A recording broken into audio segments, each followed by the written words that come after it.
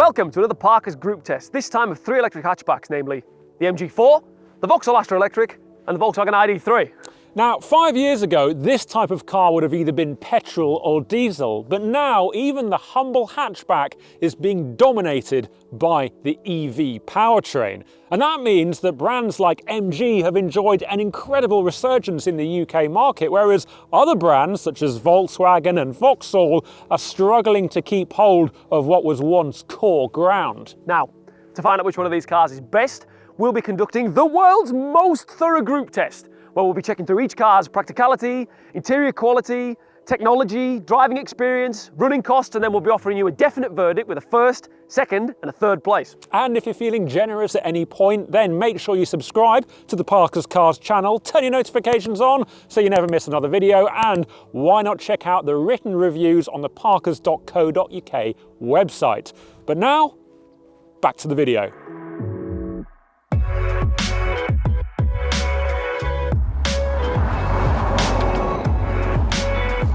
We'll kick this review off by taking a look at what the cars are like to drive. And as benchmarks go, the VW ID.3 should be a good place to start. It's the EV equivalent to the VW Golf, which, as we know, is one of the most popular hatchbacks of all time, and for good reason. So, the ID.3 certainly has its work cut out. Now, the first thing I want to highlight with this ID.3 is that it is the Pro spec car, not the more expensive Pro S spec. And that means that you get a smaller battery, so it's 58 kilowatt hours, and a lower WLTP range, so 266 miles. However, it is significantly lighter than the Pro S. It's 130 kilograms lighter, and that makes a difference to how it drives. I'd say the ride is good 85 to 90% of the time, and regardless of whether you've got the adaptive dampers fitted or not, it is better than the ride you get with the Pro S spec, so that's a nice plus point. And also, refinement is actually very impressive at anything up to the highest of motorway speeds, so I can hear myself talk and think, and there's not an abundance of wind noise or road noise which suddenly becomes more noticeable because there's no noise from the powertrain. So this is, on the whole, a nice, relaxing car to drive around in. Also impressive is the clean and precise handling of the ID.3, and once again, it's best experienced in the lighter Pro version. The steering is responsive and the whole car handles its weight very well. Plus, don't forget, it's rear-wheel drive, which is almost always a positive when it comes to outright handling. When it comes to performance, you might think that the more expensive Pro S spec car will be quicker than this Pro spec ID.3, but it's actually the other way around entirely, because while the Pro S has a bigger battery, it's also got the same amount of power as this Pro version. So you've got a bigger battery, more weight, and the same amount of power. Doesn't take a genius to figure out what the end result of that is. And while the difference in reality might be fairly minor, you can appreciate that there's a little bit extra urgency to the way this car accelerates, and it's definitely quicker on paper than the Astra Electric. Now, it's not neck-snapping electric car pace, it's about 0 to 62 miles an hour in 7.4 seconds, but it is very smooth and plenty brisk enough for almost every driving scenario. That said, I wish the B driving mode, which uses drag from the electric motors to slow the car down, had more than one setting, because it can be quite a useful feature when you can adjust it. I think the takeaway with this car is that it is just so incredibly easy to drive. You could genuinely put a child behind the wheel, and I think they'd figure it out very, very quickly. You've got a nice view out, at least going forwards, although this A-pillar can sometimes feel a little bit awkward at junctions, but generally this is an absolute doddle.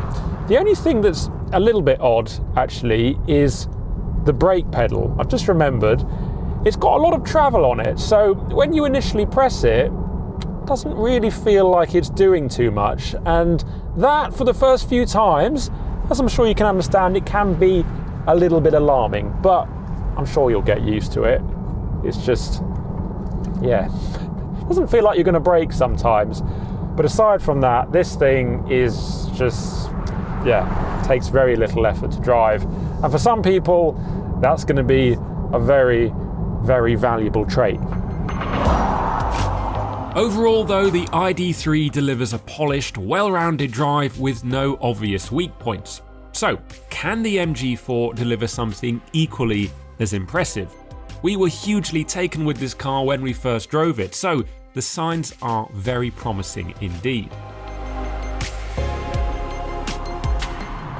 The MG4 I'm driving here is pretty much top of the range. It's the trophy extended range version, and as such it's got a 77 kilowatt hour battery, which is way bigger than the one on the ID.3, and therefore the range is 323 miles. Now, that might sound a little bit unfair, but as Luke is going to explain in a bit, it's actually not. Back to how it drives, however, and because it has more power, 245 horsepower, and less weight than the ID.3, it feels noticeably quicker, and I also suspect it'll feel a lot faster than the Astra. It's also got multiple regenerative braking settings, so you can choose how much deceleration you get off the throttle, and in the most aggressive setting you've got proper one pedal driving, which is very useful. Like the ID.3, the MG4 is also rear-wheel drive, and no doubt helped by its lighter curb weight, it's also more fun to drive than the VW. It's not going back to MG's hot hatch glory days with the ZR, but for an EV hatchback, it's an enjoyable thing to drive. What's more, the ride, especially around town, is a little more composed than the ID.3 despite not being available with adaptive dampers. That said, the refinement could be a little better, especially at high speeds. You know, it's very easy to say that MGs are nothing like they used to be, and you can see why that might be true, because just look at this car. And in fact, the only link to the past that I can see is the trophy name, and also the keyring for this car. Just have a look at that. Feels like something that you get on an MGA. But one thing that I think does link to the past quite nicely is that it genuinely feels like MG has gone to an effort to make this thing interesting and, dare I say it, fun to drive. And with an everyday family hatchback EV, I think that's quite commendable. It's got nice quick steering, it's got a little bit of movement on the rear end if that's what you want, and overall I reckon I could have a good time with this. There is, of course, the X-Power version, but that's got all-wheel drive and it's heavier, so I reckon this is the sweet spot. The only caveat I'd attach to that is that if you're the kind of person that doesn't care about sportiness whatsoever, then this might come as a little bit of a shock to you, because it is very, very different to drive from the ID.3 and, of course, I'm sure the Astra. MG4 done, it's time to see what the Vauxhall Astra Electric can offer. This is the newest car on test, and unlike the other two, it can also be purchased with an internal combustion engine or as a hybrid. So, does that make a difference to how it fares as an EV?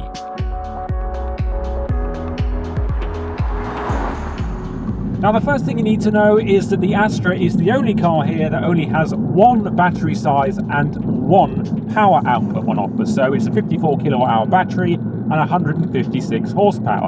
And that means that although it's the lightest car here, it's also the slowest, although its range is similar to the ID.3.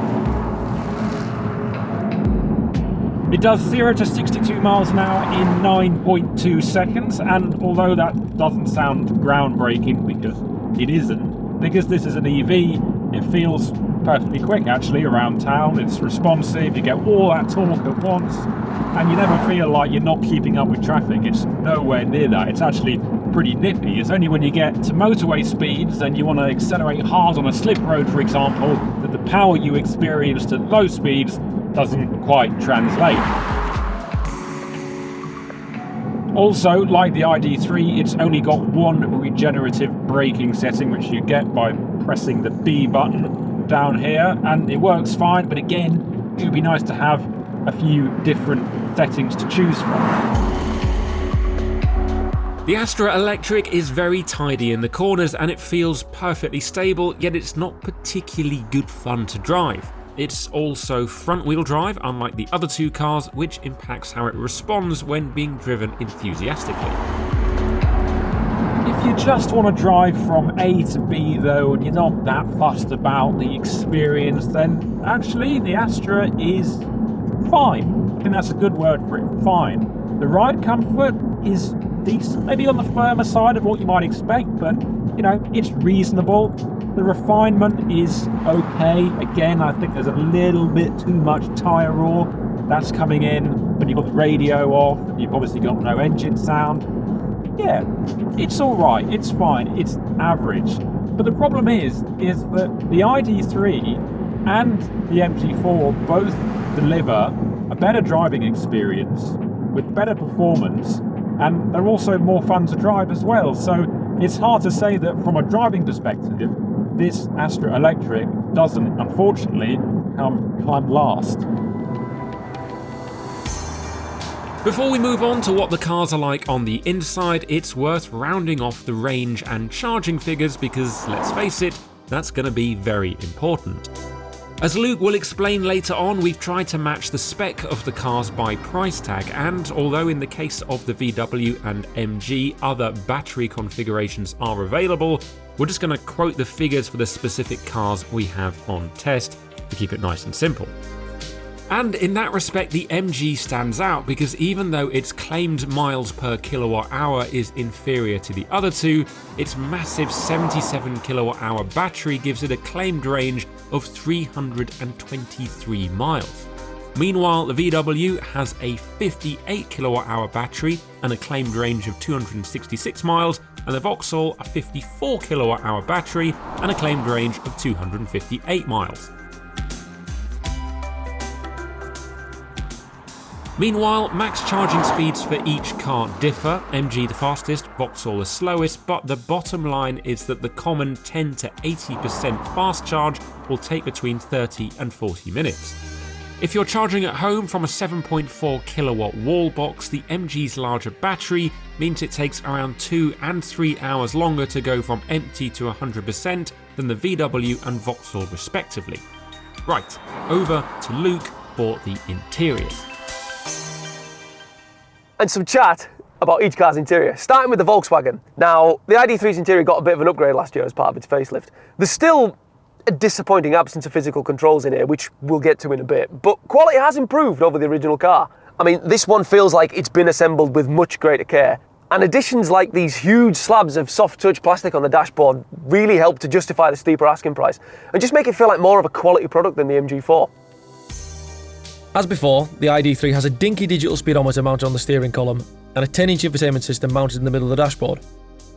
We rather like the unusual instrument cluster, but we're a little disappointed by the car's infotainment screen. European buyers gained a larger 12.9-inch infotainment screen when the ID.3 was revised, which we won't get in the UK. Why Volkswagen? Sadly, Volkswagen didn't do much to address the ID.3's ergonomics. I mean, you still get the same collection of finicky touch-sensitive controls on the dashboard for everything from the climate control to the driver assist settings to the drive mode.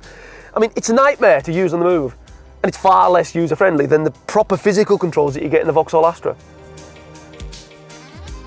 Volkswagen's counter-argument for its distracting ergonomics is its Hello ID voice control system. It's supposed to allow the driver to perform all manner of functions such as adjusting the climate control and inputting navigation instructions without taking their eyes off the road. However, it still struggles to compute UK postcodes, and it simply can't cope when it's met with a slack-jawed rural simpleton like me. Moving on to the MG4, and it's quite obvious that MG's designers took quite a bit of inspiration from Volkswagen when they were piecing this interior together. So, like the ID.3, you get a small digital gauge cluster ahead of you, a big infotainment system in the middle of the dash, and an almost total lack of physical controls. However, unlike the ID.3, you get a row of proper buttons underneath the infotainment system that allow you to jump to the most common functions on the screen. We much prefer to the system that you get in the ID.3. I mean, it's far easier to use on the move. The infotainment system is quite sharp too. The resolution is crisp and it has much faster load times than the screens fitted to MG's other cars. It's still not quite as user-friendly as the Astra system though. The icons, for example, are frustratingly small and the menus could be a little easier to navigate. But we reckon that's perfectly excusable when you consider the cheapest MG4 costs around 10 grand less than the most basic ID.3 and Astra. MG has made a few daft oversights though, so if you go for the flagship trophy model, this shelf in the middle of the dashboard becomes a wireless charging pad for your phone, but it isn't quite high-sided enough to contain it. So if you put your phone on there and then go for a spirited drive, which you'll want to because this is brilliant in the corners, you'll find your phone slides off the shelf and into the footwell, which isn't exactly ideal. But the MG claws back some ground with its interior quality. Now, it's a budget EV, so cheaper materials are to be expected. The door cards and upholstery aren't as pleasant as, say, a Megane E-Tech, but its fit and finish really isn't that far behind the two rivals we have here today. MG also made sure to spend a bit more money on the car's most common touchpoints, such as the steering wheel and the gear selector, which helps to mask its affordability. Now, onto the Vauxhall Astra, which I think has the best interior of the three. That's simply because Vauxhall didn't fall into the trap of moving all the car's controls onto the touchscreen. Instead, you get a row of physical buttons down here for things like the fan speed and the temperature. That means when you're driving along, you don't need to divert your attention away from the road to use them. I mean, you even get a proper old school rotary volume knob. How good's that? The Astra's infotainment system is the best of the bunch too. It combines a 10-inch touchscreen with a 10-inch digital gauge cluster, both of which feature clear, simple graphics, large icons and approachable menu layouts. As an added benefit, you get wireless Apple CarPlay and Android Auto, which you can't have on the MG4 EV. These seats are well worth a mention as well. Every Astra Electric gets Vauxhall's AGR approved front seats and they've got more adjustment than an osteopathy plinth. I mean, you get base angle adjustment, lumbar support, an under-thigh support and surprisingly good bolstering. I mean, they're way more comfortable than the seats you get in an ID.3 or an MG4. And the result is that you can spend all day in them without getting fatigued. It sounds like we're championing the Astra as the winner here, but there's an elephant in the room that needs addressing. The Astra is the most expensive car by a fair margin and has the lowest maximum range. A nice interior simply isn't enough reason to recommend it over the MG4 or even the ID.3. Both its rivals are much better value for money. Interior's done, now on to practicality.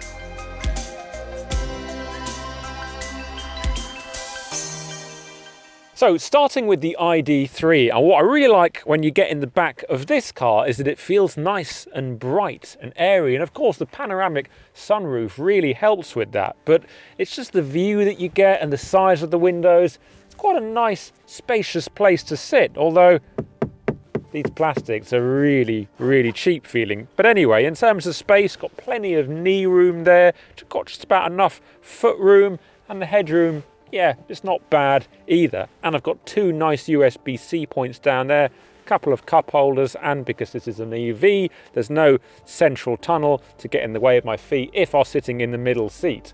And actually, talking of the middle seat, you don't get that in the Pro S version of the ID.3. I presume because there's something to do with the batteries, the extra batteries taking up that space, but you do in this version, so that's a top tip if you want the 5-seat practicality.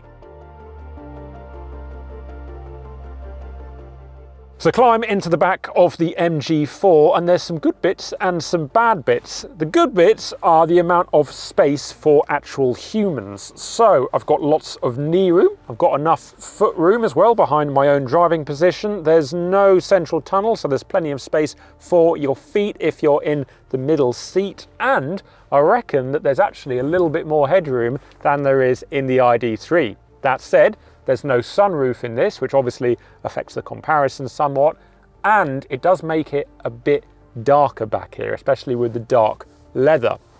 I've also only got one USB point, seems a bit of a shame, don't see why there can't be more than one, although storage space, you've got a pocket here, pocket there, and a nice big pocket in the back of the central armrest up front, although the side pocket is pretty dinky, not sure what you're going to fit in there, so that's a bit pokey. And also there's no center armrest, so I can't put my arm on it. So yeah, lots of space, big fan of that, but I think there could have perhaps been a little bit more intelligent with the various places to put things, including your elbow.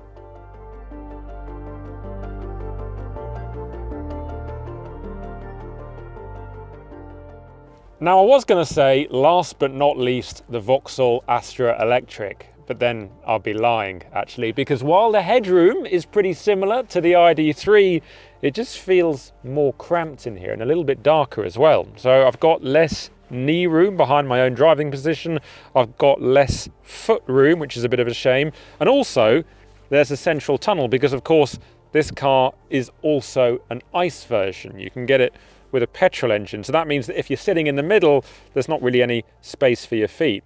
And for some reason, there's only one USB-C point as well. Don't know why you can't have two. That seems a little bit cheap. So yeah, overall, it's painfully average back here. As for boot space, the ID.3 is the winner, thanks to a capacity of 385 litres with all 5 seats in place and 1,267 litres with them folded down.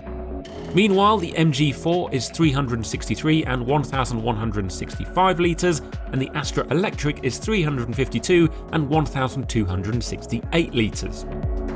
Note that the MG4 Trophy Extended Range is the only car to have a height-adjustable boot floor as standard, whereas it's a £75 option on the ID.3 Pro and not available at all on the Astra Electric.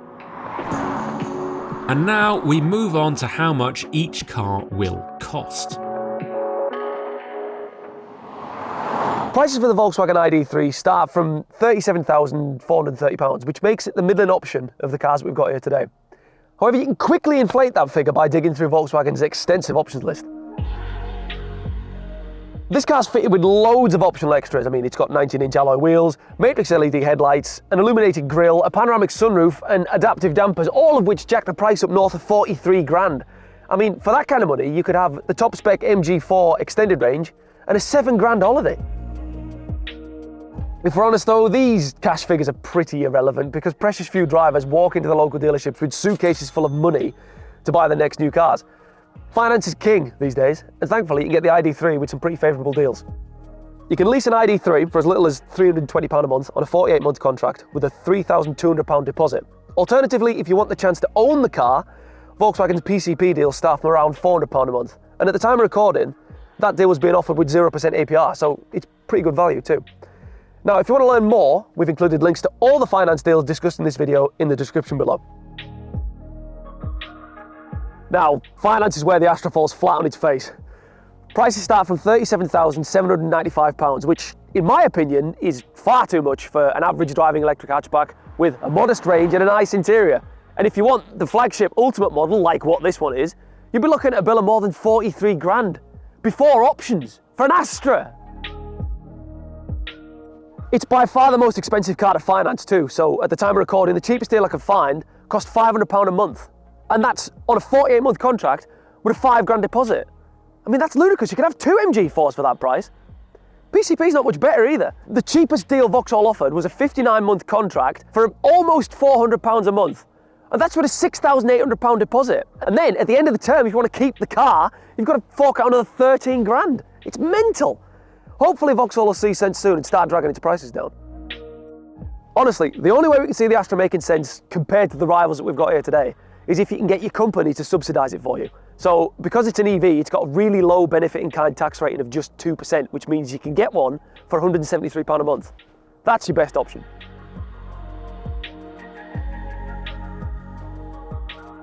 Now, if you simply must buy your new electric car with pound notes, then the MG4 is probably the right option for you. I mean, you won't need as big a suitcase for a start because prices start from a very reasonable £26,995.